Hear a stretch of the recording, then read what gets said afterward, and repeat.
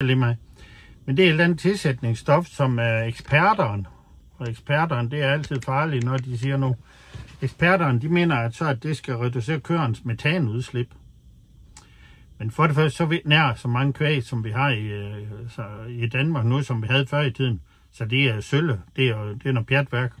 Det næste, det er, når man så tænker på Danmarks størrelse, og vi er det eneste, der gør, det er så fuldstændig latterligt. Det ødelægger vores eksport til England. Ja, der kommer noget link i kommentarspor længere ned, hvor jeg ser, hvor englænderne, de går virkelig på gaden over det her.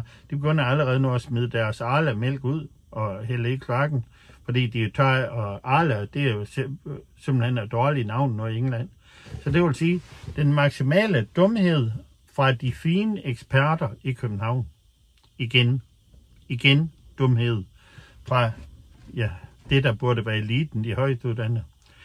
Og så med hensyn til det metan, det vil jeg lige fortælle lidt. Kæresten og mig, vi har været i Uzbekistan for at se på noget helt andet, og også måske se på nogle forretningsmuligheder der.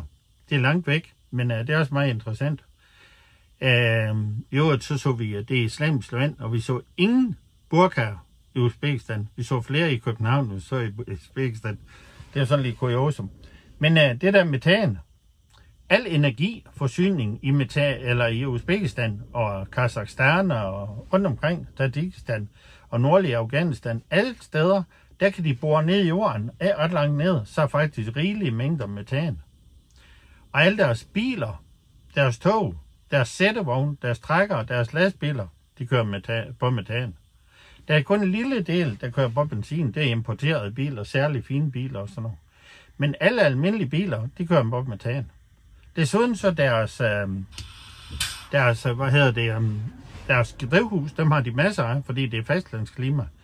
Der er koldt om vinteren og varmt om sommeren. Men alle drivhusene, de bliver så forsynet med varme. Og så har de sådan særlige, det ligner næsten jetmotor. Men det de står og laver, det er CO2 i massevis. Så de kører med en CO2-ppm på ca. 2.000 i deres drivhus. Og de er særligt tæt. De skruer bare noget mere op for metanen, og så noget mere op for CO2'en dermed. Så det vil sige, at det vi gør i Danmark, det er så latterligt. Så